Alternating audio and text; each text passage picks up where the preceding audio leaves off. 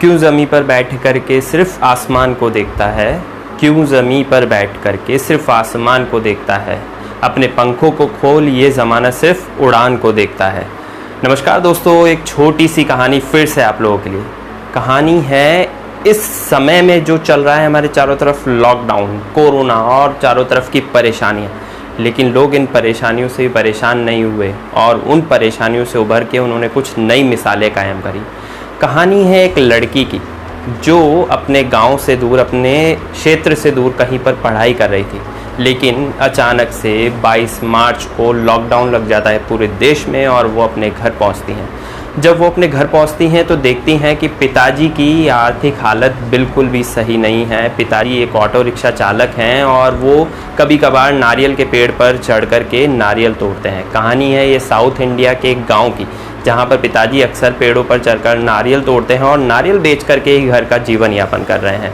इस दौरान जब पिताजी आर्थिक तौर पर टूट चुके थे, तब वो बोल रहे थे कि काश इन 3 बेटियों में से कोई एक बेटा होता तो मेरे आज कुछ सहारा मिल जाता, मुझे कोई सपोर्ट मिल जाता।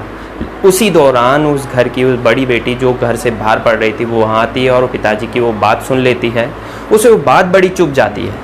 वो अगले दिन ही कुछ सामान लेकर के निकल जाती है और वो कोशिश करती है नारियल के पेड़ पे चढ़ने की।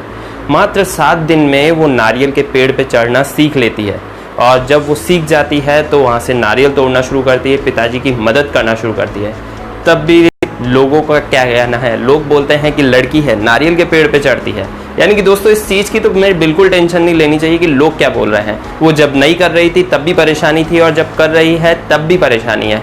वो डेली चढ़ती नारियल के पेड़ पे और नारियल तोड़ के लाती और बेचती।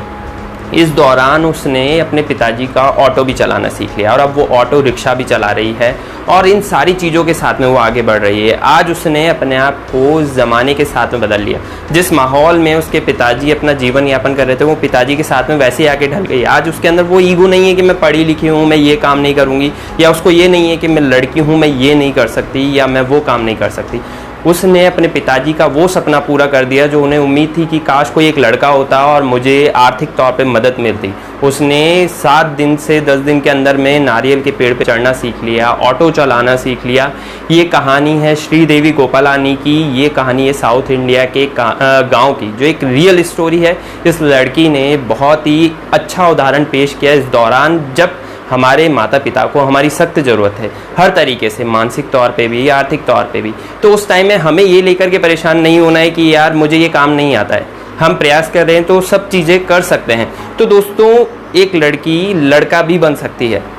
ये सिर्फ हमारी सोच है, ये हमारे अंतर हैं जो हमने कायम कर रखे हैं। तो हमारी उसी सोच को हमें बदलना होगा और श्रीदेवी ने ये बहुत बड़ा मिसाल कायम किया है जिससे लोगों की सोच बदली जा सकती है।